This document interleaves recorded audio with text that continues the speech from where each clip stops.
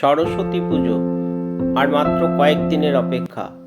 তরুণ প্রজন্মের কাছে সরস্বতী পুজো একটি বিশেষ দিন।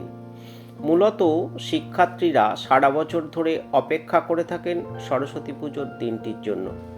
তারা বিদ্যা, বুদ্ধি, জ্ঞানের প্রার্থনা করেন সরস্বতী মায়ের কাছে। মূলত মাঘ মাসের শুক্লা পঞ্চমী তিথিতে বসন্ত পঞ্চমী বা সরস্বতী পুজো হয়। হিন্দু ধর্মের মানুষের বিশ্বাস অনুসারে এই দিনে মা সরস্বতীর অবতারণা হয়েছিল। তাই প্রতি বছর মাঘ মাসের শুক্লা পঞ্চমীতে সরস্বতী পুজো তথা বসন্ত পঞ্চমী উৎসব পালিত হয়। পুরাণ মতে এই দিনে মা সরস্বতীর আরাধনা করলে মা লক্ষ্মী ও দেবী কালী উভয়েরই আশীর্বাদ পাওয়া যায়। তরুণ প্রজন্মের কাছে এই সরস্বতী পুজো মানেই প্রেমের দিন। এবার 2024 সালে সরস্বতী পুজোর দিনে রয়েছে বিশেষ চমক। বাঙালির প্রেম দিবস আর ভ্যালেন্টাইন্স ডে মিলেমিশে একাকার। এবছর সমস্ত পুজোর মতোই স্বাভাবিকভাবে পিছিয়ে গেছে সরস্বতী পুজো।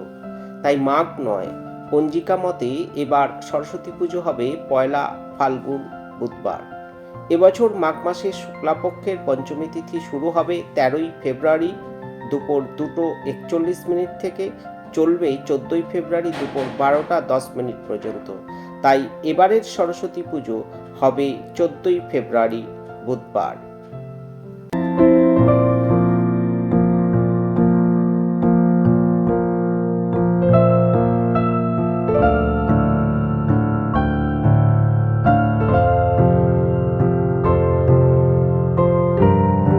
ভিডিওটা কেমন লাগলো কমেন্ট বক্সে কমেন্ট করে জানাতে ভুলবেন না।